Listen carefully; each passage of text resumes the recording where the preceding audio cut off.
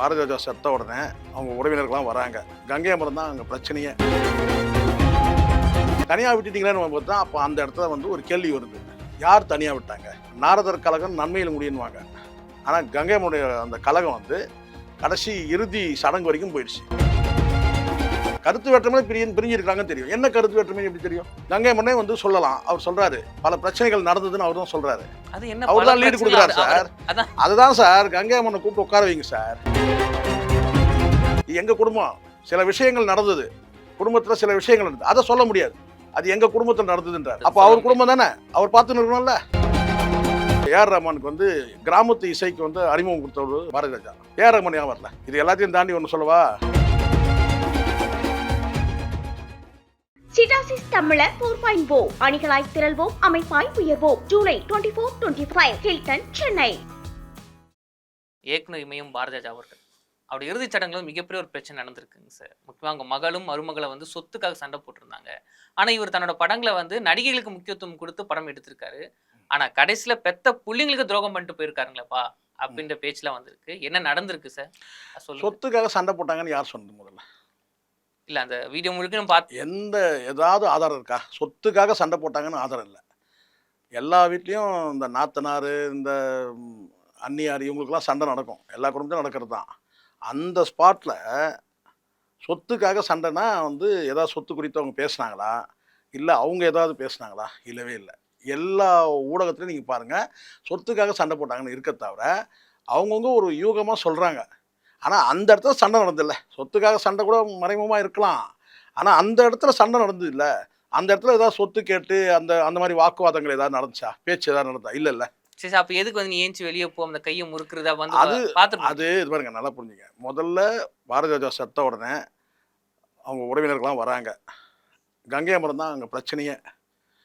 கங்கை அமரன் என்ன சொல்கிறாருன்னா, கடைசி காலத்தில் தனியாக விட்டுட்டீங்களேன்னு கேட்குறாரு. தனியாக விட்டுட்டீங்களேன்னு பார்த்தா அப்போ அந்த இடத்துல வந்து ஒரு கேள்வி வருது. யார் தனியாக விட்டாங்க? யார் தனியாக விட்டாங்க? மகள் தனியாக விட்டாங்களா? மகள் சிங்கப்பூரில் இருக்காங்க. அவங்க இன்னொரு வீட்டுக்கு வாழ போனவங்க. அப்படிங்க சொல்கிறது. அவங்க வந்து பார்த்துக்க முடியாத ஒரு சூழல் இருக்குது. அவங்க சிங்கப்பூரில் இருக்கிறாங்க. ரெண்டாவது வந்து ஒரு இடத்துல கல்யாணம் பண்ணி கொடுத்துட்டாலே அவங்க அந்த வீட்டுக்கு போயிடுறாங்க. அங்கே இங்கே பார்த்துக்கூடிய கடமை யாருக்கு இருக்குது? மனைவிக்கு இருக்குது, மகனுக்கு இருக்குது. மகன் இல்லை. அப்போ அந்த மருமகளுக்கு வரும். மருமகள் இருக்காங்க. மருமகள் இங்கே இல்லை, அவங்க கேரளாவில் இருக்கிறாங்க. சரி, மனைவி இருக்கணும். மனைவி எங்கே இருக்கிறாங்க?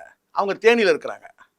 அப்போது அவரை பார்த்துக்கிறதுக்கு இங்கே யாருமே ஆள் இல்லை அப்படின்னு வந்து ஒரு சப்ஜெக்டை யார் வைக்கிறாங்க? கங்கை அமரன் தான் அங்கே புள்ளையார் சொல்லி போடுறாரு. இது புரியுங்களா? அங்கே வந்து கழகத்தை ஏற்படுத்துறதே வந்து கங்கை அமரன் தான். நாரதர் கழகம் நன்மையில் முடியுன்னுவாங்க. ஆனால் கங்கை அமரனுடைய அந்த கழகம் வந்து கடைசி இறுதி சடங்கு வரைக்கும் போயிடுச்சு. இதுதான் உண்மை.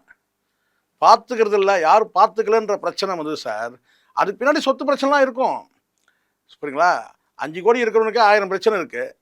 500 கோடி 1000 கோடி சொத்து இருக்கும்போது அங்கே பிரச்சனை இருக்கும். ஆனால் அங்கே நடந்த சண்டை வந்து அந்த சொத்துக்காகன்னு இல்லை.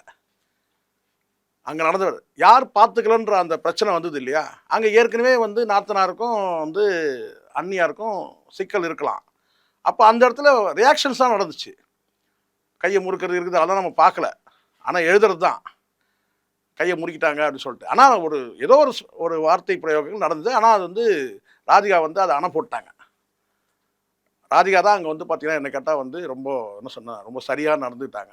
அது கங்கை அமரன் பேசும்போதும் ஓடி வந்து அவங்க வந்து ஐயா கொஞ்சம் அமைதியாக இருங்க அப்படின்னு சொன்னது.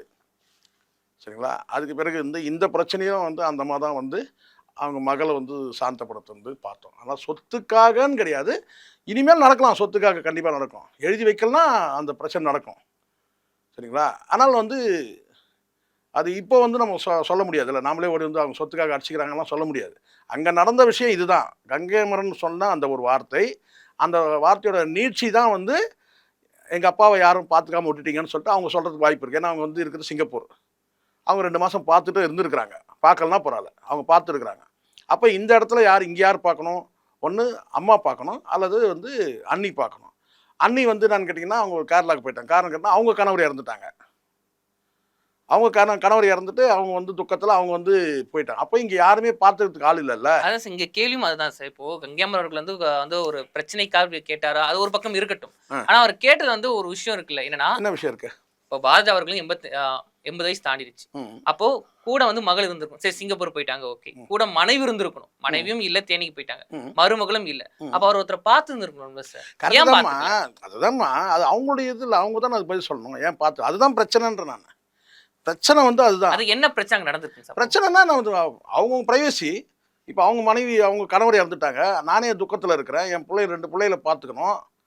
சரி, மனைவி இருந்திருக்காங்களே. மனைவி இருந்திருக்கலாம். மனைவிக்கு கருத்து வேற்றுமை. அவங்க இப்போ இல்லையே. இப்போ திடீர்னு இப்போ இவங்க படிக்க இருக்கும்போது போகல. அதுக்கு முன்னமே போயிட்டாங்க அவங்க. அதான் சார், இதுக்கு முன்னாடியே போயிட்டாங்க, ஓகே. அதுதான். ஆனா மரண தருவாயில ஒருத்தர் இருக்கா, முடியாம இருக்காரு, பையன் செத்துட்டாரு, நம்ம பார்த்துக்கலாம். அவங்களுக்கு தான் அது பாசம் வரணும். அவங்களுக்கு தான் ஐயோ கணவர் சொல்லிட்டு இப்போ வந்து ஓடி வந்து அழுகுறாங்க இல்லையா, அழுதுட்டு இருக்காங்க. அது இப்போ தான் கங்காமரன் கேட்டுருக்காரு. இது இப்போ மட்டும் வரீங்க. அது வந்து பாருங்க, கேட்கறது ஈஸிங்க. சரி, உறவு கொள்றவங்க அவங்களுக்கு தானே தெரியும். இப்போ ஏன் அவங்க போனாங்கன்னு அவங்களுக்கு தானே தெரியும். அது என்ன பிரச்சனை? அது எப்படி தெரியும் நமக்கு? நமக்கு எப்படி தெரியும்? நமக்கு எப்படி தெரியும்? தெரியாம நம்ம சொல்லக்கூடாதுல. கருத்து வேற்றுமை பிரிஞ்சிருக்காங்கன்னு தெரியும். என்ன கருத்து வேற்றுமை எப்படி தெரியும்? கங்கை மன்னே வந்து சொல்லலாம். அவர் சொல்றாரு பல பிரச்சனைகள் நடந்ததுன்னு அவர் தான் சொல்றாரு. அது என்ன, அவர் தான் லீடு கொடுக்குறாரு சார். அதுதான் சார், கங்கை மன்னனை கூப்பிட்டு உட்கார வைங்க சார். இது எப்படி சர்மா உட்கார வைக்கும் போது ஏய் ஏய் ஏய்ன்னு கத்துனார்ல, கங்கை மன்னனை கூப்பிட்டு உட்கார வச்சிங்கன்னா தான் அவர் தான் லீடு கொடுத்தாரு. என்ன லீடு கொடுத்தாரு? ஒரு வார்த்தை சொன்ன பிறகு எல்லாரும் வந்து தனியாக விட்டுட்டு போயிட்டீங்கன்னு சொல்லும்போது அதுக்கப்புறம் வந்து ஒரு கேள்வி கேட்குறாங்க. கேள்வி கேட்கும்போது சொல்கிறார் அது எங்கள் குடும்பம்னு சொல்கிறாரு. இது எங்கள் குடும்பம். சில விஷயங்கள் நடந்தது, குடும்பத்தில் சில விஷயங்கள் நடந்தது, அதை சொல்ல முடியாது. அது எங்கள் குடும்பத்தில் நடந்ததுன்றாரு. என்ன சொல்கிறாரு? எங்கள் குடும்பத்தில் நடந்தது. அப்போ அவர் குடும்பம் தானே, அவர் பார்த்துன்னு இருக்கணும்ல. அவர் பார்த்துன்னு இருக்கணும்ல. எங்கள் குடும்பம் தானே சொல்கிறாரு. அவர் குடும்பம் தானே சொல்கிறாரு. அவர் ஏன் பார்த்துக்கல சொல்லுங்க. இப்போ புரியுதுங்களா? கணவன் மனைவிக்குள்ள கருத்து வேற்றுமை வருது. அதுவும் குறிப்பாக வந்து வயது முதிர்ந்த வயதில் வந்து அவங்களுக்கு கிட்டத்தட்ட அந்த அம்மாவுக்கும் கிட்டத்தட்ட ஒரு 70 வயசுக்கு மேலே அவங்கள பார்த்துக்கிட்டே ஒரு ஆள் வேணும். முதல்ல அதை புரிஞ்சிக்கணும். இங்கே பல முட்டாள்களுக்கு அது புரியல. நான் கங்கை மரனை சொல்கிறேன்னு நினைக்காதீங்க, சரிங்களா? அப்படி தான் நினைக்கிறீங்களா நீங்கள்? அப்படி தான் நினைக்காதீங்க. நான் கங்கை மரனை சொல்லலை. பல முட்டாள்கள் அப்படி தான் நினைக்கிறாங்கன்னு கேட்டால் நீங்கள் ஏன் பார்த்துக்கணும்? அந்த அம்மாக்கே 70 வயசியா? அவங்கள பார்த்துக்கிறதுக்கு ஒரு ஆள் வேணும். இல்ல சரிதான் சார். அதாவது கூட இருக்கிறதுக்கும் கூட இருந்து பார்த்துக்கும் டிஃபரெண்ட் ஏரியா இருக்குல்ல. நீங்க கூட வச்சிருந்தீங்க. முதல்ல ஒரு விஷயம் தெரிஞ்சுங்க சார், அது அவங்க மனசு சார். சரி, அவங்களுக்கு வந்து கருத்து வேற்றுமை இருக்கு. கருத்து வேற்றுமை எனக்கு முடிஞ்சிச்சு, புரியுங்களா? ஏதோ ஒரு வேற்றுமை அவங்களுக்கு இருக்கு. மகன் இறந்த துக்கம் இருக்கு சார். மகன் வந்து கூட இல்லை. ஸோ குடும்பம் வந்து உடஞ்ச குடும்பத்தை போயிட்டு ஏன் இது இப்படி உடஞ்சி, குடும்பம் உடஞ்சிருச்சு, அவ்வளோதான், ஒரே வரி. குடும்பம் உடஞ்சிச்சு. அங்கே குடும்பம் உடஞ்சதுனால வந்து பார்த்தா அதுக்கு யார் காரணமாக இருப்பாங்க? அது வந்து பார்த்தீங்கன்னா வந்து அவருடைய இயல்பு. யாருடைய? பாரதி ராஜாவுடைய இயல்பு. அவர் எல்லார்ட்டையும் சண்டை போட்டுருக்காரு. அவர் சண்டை போடாத ஆளே யாராவது ஒருத்தர் சொல்லுங்க பார்க்கலாம். இளையராஜா வந்தார், ஏஆர் ரஹ்மான் ஏன் வரல? இளையராஜாவுக்கு முதல்ல வந்து ஏஆர் ரஹ்மானுக்கு வந்து கிராமத்து இசைக்கு வந்து அறிமுகம் கொடுத்தவர் பாரதி ராஜா. கிராமத்து இசைக்கு கிழக்கு செம்மையில் ஏன் வரல? ஏஆர் ரஹ்மான் ஏன் வரல? சரிங்க, இளையராஜா வந்தார், அந்த பழகின தோஷத்துக்காக வந்தார். அவருடைய சண்டை இருக்குது. ஒரு மேடையில் வந்து இளையராஜாவுக்கு வந்து தலைக்கணம் வந்து தலையில் இருக்கிறது கழட்டி ஓரமாக வைக்கணும்னு சொல்லிட்டாரு. இளையராஜாவோட சண்டை இருக்குது. இதுக்காக சொல்லுது. ஏஆர் ரஹ்மான் ஏதோ ஒரு பிரச்சனை இருக்குது. ஏஆர் ரஹ்மான் வரல. பெருசாக எதுவும் அறிக்கை விட்ட மாதிரியோ அதை பற்றி பேசுனதா கூட இல்லை, தகவல் இல்லை. ஏன்? இயல்பு. பாரதி ராஜாவோட இயல்பு. எதையும் வெளிப்படையாக ஓப்பனாக மணிவண்ணனோட சண்டை. மணிவண்ணன் வந்து ஒரு துணை இயக்குனராக இவர்கிட்ட வந்து சேர்றாரு. நிழல்கள்ன்ற படத்துக்கு அவர் தான் ஸ்கிரிப்ட் எல்லாம் ரெடி பண்ணுறாரு. ஆனால் படம் ஃபெயிலியர் ஆயிடுது. ஆனாலும் ஒரு வாய்ப்பு கொடுக்குறாரு. அலைகள் ஓய்வதில் அதே வேலையை செஞ்சு கொடுக்குறாரு. அலைகள் ஓய்வதில் வந்து மிகப்பெரிய ஒரு ஹிட் அடிக்குது. அதுக்கு மணிவண்ணன் பங்கும் உண்டு. ஆனால் அந்த மணிவண்ணனை வந்து பார்த்தீங்கன்னா வந்து ரொம்ப கீழ்த்தரமாக எப்படி பிச்சைக்கார பயலேன்னு சொல்லி திட்டினதாக ஒரு தகவல் இருக்குது. அதனால் மனம் உடைஞ்சி கடைசி நேரத்தில் உறவே இல்லை அவர் இறந்து போகும்போது. இது எல்லாத்தையும் தாண்டி ஒன்று சொல்லவா? சொல்லுங்க சார். சூப்பர் ஸ்டார் ரஜினிகாந்த் வந்து உங்களுக்கு தெரியும் 16 வயதினில் படத்தில் என்ன மாதிரி கேரக்டர் உங்களுக்கு தெரியும். பரட்டை மட்டும்தான் உங்களுக்கு தெரியும். அதில் ஒரு வசனம் பேசுவார் தெரியுமா உங்களுக்கு? அந்த வசனம்லாம் பேசுறதுக்கு இன்னொரு ஆள் கிடையாது இது வரைக்கும். என்ன சொல்கிறார் கேட்டால், மயிலுக்கு மட்டும் இல்லைடா, அவங்க ஆத்தா குருவம்மாவுக்கும் தாவணி கட்டினா நல்லா தானே இருக்கேன், இது எப்படி இருக்குன்னு வேறு. இது அந்த மாதிரி வசனம்லாம் யாரும் பேசவே முடியாது. ஆனால் அந்த ரஜினிகாந்த் பல படங்களில் வந்து நடித்து பெரிய ஸ்டார் ஆகும்போது எனக்கெல்லாம் நீ வந்து கால் ஷீட் கொடுப்பியா அப்படின்னு சொல்லி கேட்கும்போது ரஜினிகாந்த் வந்து கால் ஷீட் கொடி பறக்குது. அந்த கொடி பறக்குதுல மணிவண்ணன் வில்லன், அவர் வாய்ஸே தான் கொடுத்துருப்பார். ஆனால் படம் போகலை, கமர்ஷியலாக போகலை, அது கருத்தியலாகவும் போகலை, படம் போகலை. அது யார் கெட்ட நேரம் சொன்ன படம் போகலை. ஆனால் அப்படிப்பட்ட ரஜினிகாந்தை இந்த ஸ்டெர்லைட் விவகாரம் வந்துச்சுல்ல, அப்போ ரஜினிகாந்த் ஒரு நிலைப்பாடு எடுத்தார், உங்களுக்கு தெரியும். அதாவது நிர்வாகத்துக்கு, ஆலை நிர்வாகத்துக்கு ஆதரவுன்னு சொல்லலாம், அல்லது போராட்டம் பண்ண மக்களுக்கு எதிரான ஒரு நிலைப்பாடு எடுத்து பேசினார். அப்போது இந்த பாரதி ராஜா வந்து எவ்வளோ பேச முடியுமோ அவ்வளோ கேவலமாக பேசினார். அதை வந்து பார்த்தீங்கன்னா அவரே ஒரு இதில் சொல்கிறார், நான் ரஜினிகாந்த் குறித்து நிறைய நான் கேவலமாக பேசிட்டேன் அந்த சம்பவத்தில். ஆனால் அதுக்கப்புறம் ஒரு அழைப்புதழ் கொடுக்கறதுக்காக நான் வீட்டுக்கு போயிருந்த போது அதை அவர் வெளிக்காட்டவே இல்லை, ரியாக்ட் பண்ணவே இல்லை. நானே நினைவுபடுத்துகிறேன், இந்த மாதிரி நான் வந்து இப்படி பேசிட்டேன், நான் உங்களை ரொம்ப அவமானப்படுத்தி பேசிட்டேன், இழிவாக பேசிட்டு போது அதெல்லாம் விட்டு தள்ளுங்க அப்படின்னு சொல்லிட்டாரு ரொம்ப இயல்பா. அது முகத்தில் கொஞ்சம் கூட அந்த ரியாக்ஷன் காட்டவே இல்லை அப்படின்னு சொல்கிறார். அது மாதிரி ரஜினிகாந்த், மணிவண்ணன் கூட அத்தனை பேரையும் வந்து பார்த்தீங்கன்னா வந்து பூந்து அடிச்சிருக்கிறார் யார், பாரதி ராஜா. அது அவருடைய இயல்பு. அப்போ வெளிநபர்களே இப்படி பேசும்போது குடும்பத்தில் இருக்கிறவங்களே எப்படி பேசியிருக்கலாம்? ஆனால் அந்த அதாவது சார் ப்ரொஃபஷனலாக ஒரு தொழில் இந்த பிரச்சனை வந்திருந்தாலும் பிரச்சனை பண்ணியிருந்தாலும் அவங்களும் வந்தாங்க கடைசியில். யார் வந்தாங்க? இளையராஜா அவர்களா இருக்கட்டும், சரி வந்தாங்க. சரி, ஆனால் இங்கே ஃபேமிலி இது நல்லா புரிஞ்சுங்க சார். இங்கே ஒரு விஷயம், நீங்கள் ஏஆர் ரஹ்மான் வந்தாரான்னு கேட்டால் நீங்கள் வந்து வரல தானே. ஏன் வரல? ஒவ்வொருத்தரையும் இயல்பு சார். ஏஆர் ரஹ்மான் வந்து வரல, ரேவதி வரல, ரேகா வந்துட்டாங்க. ஆனால் வெளியாளும் குடும்பமும் ஒன்றுவா சார்? சார் அப்படி ஒண்ணு பார்க்கணும்ல. எல்லாம் இங்கே மனிதர்கள் தான், வெளியாளு உள்ளாளு அதெல்லாம் கிடையாது. தனியாக தான் வந்தோம், தனியாக தான் போகணும், பிறக்கும்போது தனியாக தான் பிறந்தோம், தொப்புள் கட் பண்ணும்போதே முடிஞ்சிச்சு அம்மாவுக்கு நமக்கு உள்ள உறவே. இதான் உண்மை. தனித்தனியாக தானே வலிக்குது, தனித்தனியாக தான் வலிக்குது. அடிப்பட்ட அம்மாவுக்கு வந்து பார்த்தீங்கன்னா வலிக்கும் போது நமக்கு வலிக்குதா? மனசு வலிக்கும், அது வேற. ஆனால் உடலில் வலிக்குதா? கிடையாது இல்லை, அது வேற. எல்லாம் மனசை பொறுத்து தான் இருக்குது. மனசு உடஞ்சிருச்சு அவ்வளோதான், புரிஞ்சுக்கணும் தம்பி. மனசு உடஞ்சிருச்சுன்னா அவ்வளோதான். எல்லாம் எந்த உறவாக இருக்கட்டும், நண்பனாக இருக்கட்டும், தொழில் ரீதியான உறவாக இருக்கட்டும், எப்படி மனசு உடஞ்சிச்சுன்னா நீங்கள் ஒரு ஓனர்கிட்ட வேலை செய்ய முடியுமா? நீங்கள் மனசு உடஞ்சிச்சுன்னா வேலை செய்ய முடியாது. அதே மாதிரி தான் எல்லா உறவும் அப்படி தான். அண்ணன் தங்கை எல்லா உறவும் அப்படி தான். மனசு உடஞ்சிச்சுன்னா அவ்வளோதான். நீங்கள் சொல்லலாம், ஏங்க மனைவிங்க அவங்க ரைட்டு, அந்த உறவு ஓட்டல கடைசியாக ஏன் தெரியாது அந்த அம்மாவுக்கு? இன்னும் சில காலம் தான் இருக்குது, படிக்கையாக இருக்கிறாரு, நடக்குன்னு தெரியும். அந்த அம்மாவுக்கு புரிஞ்சிக்க மாட்டேங்கிறேன். அந்த அம்மாவுக்கு 70 வயசு சார். அந்த அம்மாவுக்கும் ஒரு ஆள் தேவை. இப்போ மகன் இல்லை, மருமக தான் இருக்காங்க. மருமகிட்ட எல்லா காலத்திலும் வர்க்க போராட்டம் நடக்குது, மாமியாருக்கும் மருமகளுக்கும். இப்போ நடந்துக்கிட்டு தான் இருக்குது. அது ஒரு வர்க்க போராட்டம். அது இது எப்படி முதலாளி தொழிலாளிக்கு எப்படி ஒரு வர்க்க போராட்டமா மாமியாருக்கும் மருமகளுக்கும்? அப்போ படுற வேதனை இருக்குது பாருங்க. ஒரு மருமகன், அதாவது ஒரு மகன் படுற வேதனை இருக்குது பாருங்க. இந்த பக்கம் பொண்டாட்டிக்கிட்டே, இந்த பக்கம் அம்மா கிட்டே மாட்டிக்கிட்டு, அதெல்லாம் நீங்கள் அனுபவிச்சாதான். பாரதி அவர்கள் பொண்டாட்டியும் மருமகளையும் பிரிஞ்சதுக்கான இவங்களுக்குள்ள ஒரு பிரச்சனை குடும்பத்துக்குள்ள நிறைய இருக்குது சார். எல்லா குடும்பத்திலும் இருக்குது சார். எல்லா குடும்பத்திலும் நம்ம உட்காந்து பேசினுக்கிறோம், எல்லா குடும்பத்திலும் இல்லையா? நம்ம ஒரு பிரபலமானவர்ன்றதுனால நம்ம வந்து இதை எதனால் பேசுகிறோம், எதனால் இது நடந்தது எதுவுமே தெரியாமல் போயிருக்கோம். அங்கே வந்து கங்கைமரன் பண்ண அந்த கலகம் தான் இப்போ நம்ம உட்காந்து பேசிகிட்டு இருக்கிறோம். இல்லைன்னா ஒன்றுமே இருந்திருக்காது, யாரும் பேசியிருக்க மாட்டாங்க. வந்தாங்க, வந்து அடக்கம் பண்ணாங்க, போயிட்டே இருக்காங்க. எல்லா குடும்பம் சிவாஜி குடும்பத்தில் இல்லையா? எல்லா குடும்பத்திலும். ஆனால் அது வந்து பார்த்தீங்கன்னா அந்த அதனால தான் சொல்லுவாங்க, அதுதான் சார் அந்த இல்லை. அங்கே பிரச்சனை இருக்குன்னா இப்போ கங்கைமரனால வந்து பிரச்சனை. அவர் தனியாக இருந்து யாருக்கா தெரியுமா சார்? உங்களுக்கு தெரியுமா? நீங்கள் சொல்லுங்கள். இந்த ஊடகத்தில் பார்க்குற அத்தனை பேர் சொன்னோம், பாரதி ராஜா கடைசி நாளில் தனியாக இருந்தாருன்னு யாருக்காவது தெரியுமா? இல்லை, அந்த அளவுக்கு தெரிஞ்சு யாருக்கும் தெரியாது. அங்கே வெளிச்சம் போட்டதே வந்து பார்த்தீங்கன்னா வந்து கங்கைமரன் தான் பளிச்சுன்னு சொல்லிட்டாரு. என்னன்னு கேட்டிங்கன்னா, எல்லாம் இப்போ வந்து கத்துறீங்க, கடைசி காலத்தை தனியாக விட்டீங்க, அதான் லூஸ்தானமான பேச்சுன்றது. இளையராஜா வந்தார், இப்போ நீங்கள் சொல்லுங்கள், இளையராஜா யார் கூட சார் இருக்கார் சொல்லுங்கள் சார்? இப்போ கூட பிறந்தநாள் கொண்டாடினாங்கல்ல, அவர் வீடு தாண்டி தான் வந்துட்டுருக்கேன். அமோகம் அன்றைக்கி அமக்கலமாக இருந்துச்சு. இன்றைக்கி ஒருத்தர் கூட இல்லை வீட்டு வாசலில். அன்றைக்கி ஒரு 100 பேர் இருந்தான் வீட்டு வாசலில், இன்றைக்கி ஒருத்தர் கூட இல்லை, இந்த பக்கத்தில் தான். இப்போ இளையராஜா கூட யார் இருக்கிறாங்க நீங்கள் சொல்லுங்கள்? இப்போ யாரும் இல்லைன்னு நீங்கள் சொல்கிறீங்க? யாரும் இல்லை சார். சார் உண்மை சார், யாருன்னு உங்களுக்கு புரியும்? உறவுகளில் வந்து யார் இருக்கிறாங்க? அதான் சார் இப்போ என்னோட கேள்வி. பிள்ளைகள் பாருங்க, பிள்ளைகளுக்கு அவங்களும் தனித்தனி சார். தனித்தனியாக ப்ரைவசி. இன்னைக்கு எல்லா பிள்ளைகளும் ப்ரைவசி விரும்புகிறாங்க. புரியுங்களா சொல்லுது? தனித்தனி. அவருக்கும் ஒரு ப்ரைவசி தேவை. நல்லா புரிஞ்சுங்க. நீங்கள் பெரிய பங்களா கட்டலாம், நீங்கள் ஒரே காம்பவுண்டுக்குள்ளே இருந்தாலே அது வந்து ஒரு ப்ரைவசி. இன்னைக்கு ப்ரைவசி விரும்புகிறாங்க. அந்த பிள்ளைகள் தனித்தனியாக இருக்கிறாங்க. ஒரு மகள் வந்து இல்லை, இறந்துட்டாங்க. புரியுதா சொல்லுது? இப்போது அவர் வந்து பார்த்தீங்கன்னா அவர் எப்படி இருக்கார்? சார் கங்கைமரன் எடுத்துங்க, அவர் எப்படி இருப்பார்?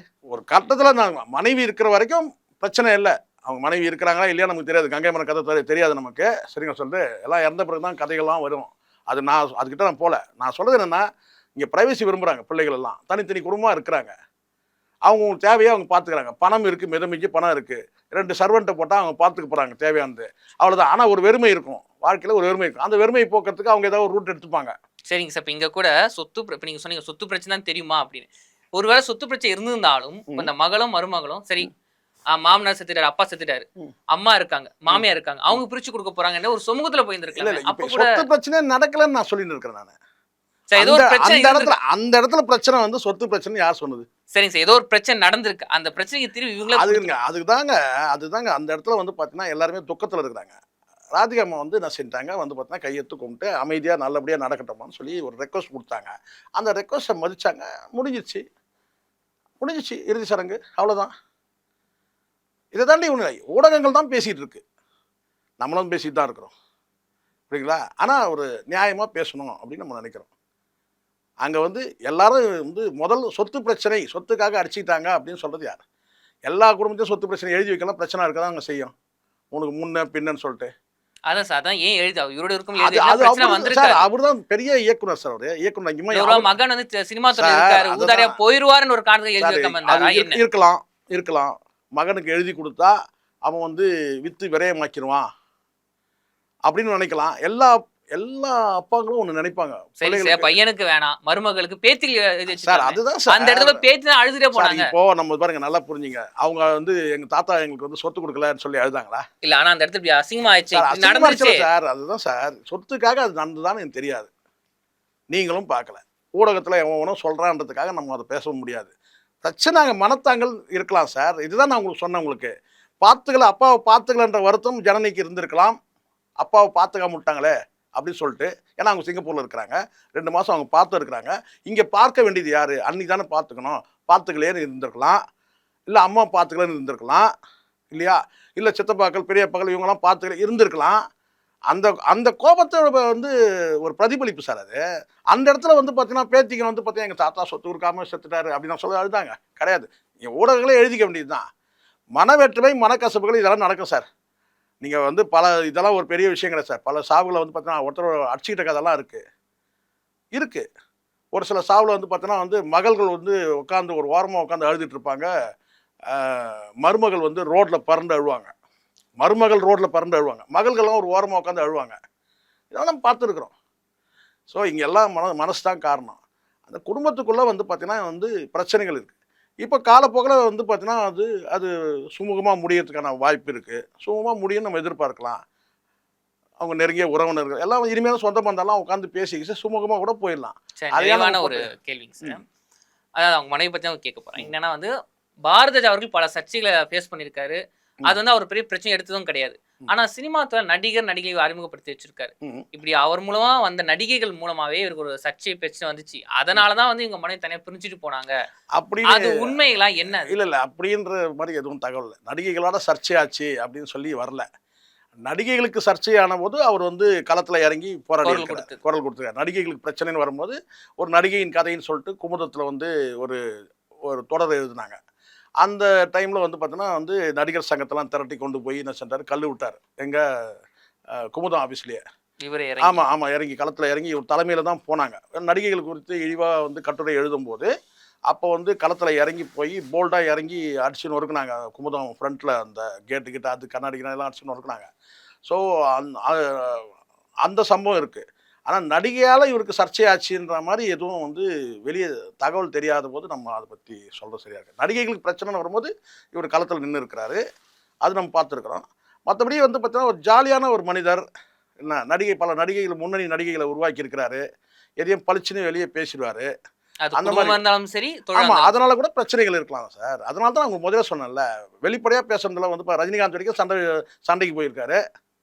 இல்லை ரஜினிகாந்த் வரைக்கும்னா என்ன, அன்னைக்கு பார்த்து அந்த ரஜினியை நினச்சி தான் அவர் பேசியிருக்கலாம். அன்னைக்கு எப்படி மயில் மட்டும் இல்லைடா, அவங்க ஆத்தா குருவமாவுக்கு சேர்ந்து தாவணி கட்டினாலும் நல்லா தான்டா இருக்குன்னு சொன்னார் இல்லையா, அந்த ரஜினி நினச்சிக்கிட்டு அவர் வந்து என்ன செஞ்சார், பேசினார். அதுக்கு பிறகு அதே ரஜினிகாந்தை போய் சந்திச்சிருக்கிறாரு. ரஜினிகாந்த் அவருக்கு வந்தாங்க. வராத நடிகரை விடுங்க சார், சூப்பர் ஸ்டார் ரஜினிகாந்த் அவர் டெத்துக்கு வந்தார்ல, அதை பற்றி பேசுவோம். ஏஆர் ரஹ்மான் ஏன் வரலன்னா அவருக்கு தான் ஃபோன் பண்ணி வந்தாரா வரலையான்னு அதுவும் நமக்கு தெளிவாக தெரியாது. ஆனால் வரலன்னு சொன்னாங்க. அதை சொல்லி பேசுறதுக்கும் பிரச்சனையாக இருக்குது. ரேகா அப்படி தான், ரேகா வரலன்ட்டாங்க. நம்ம காட்சி பதிவு மட்டும் பார்த்து பேசுகிறோம். அங்கே யார் வந்தாங்க வரலன்னு அட்டண்டன்ஸாக இருக்குது சொல்லுங்க. அட்டண்டன்ஸாக இருக்குது இல்லைங்க, அட்டண்டன்ஸ் இல்லைல்ல. அப்புறம் எப்படி சொல்ல முடியும்? ஆனால் ரேவதி வரலன்னு சொன்னாங்க. ராவி வந்திருந்தாங்கன்னா தெரிஞ்சிருக்கும். அவங்க வெள்ளை முடி, தலைமுடி ஃபுல்லாக வந்து அதை வச்சு நம்ம அடையாளம் கண்டுபிடிச்சிருக்கலாம். மற்றவங்களாம் டை அடிச்சுன்னு வந்தாங்க, அதனால நம்ம வந்து அடையாளம் தெரியாது. ரேவதி வந்தாங்கன்னா நமக்கு வந்து க்ளீனாக தெரிஞ்சிருக்கும். அவங்க தலைமுடி மொத்தம் வெள்ளையாக இருக்குல்ல, ஸோ அந்த மாதிரி தெரிஞ்சிருக்கலாம். அதனால் நடிகைகள், சில நடிகைகள் வந்தாங்க, சில நடிகைகள் வரல. நடிகைகள் வந்தாங்கன்னா அவங்க குரு வணக்கம் சொல்கிறதுக்காக வந்திருக்கலாம், சரியா, இறுதி மரியாதைக்கு வந்திருக்கலாம். ஆனால் அங்கே என்னை பொறுத்த வரைக்கும், நான் பார்த்த காட்சி வரைக்கும் அங்கே ராதிகா இல்லைன்னா அங்கே வெறும் பெரிய கலவரமே ஆகிருக்கும். சீமான் மற்றும் வந்து ராதிகா அங்கே இல்லைன்னா அங்கே வந்து ஒரு என்ன சொல்ற ஒரு பெரிய அளவுக்கு வந்து பார்த்திங்கன்னா வந்து தள்ளுமுள்ளு நடந்திருக்கலாம் இல்லையா? அப்படி தான் நான் நினைக்கிறேன்.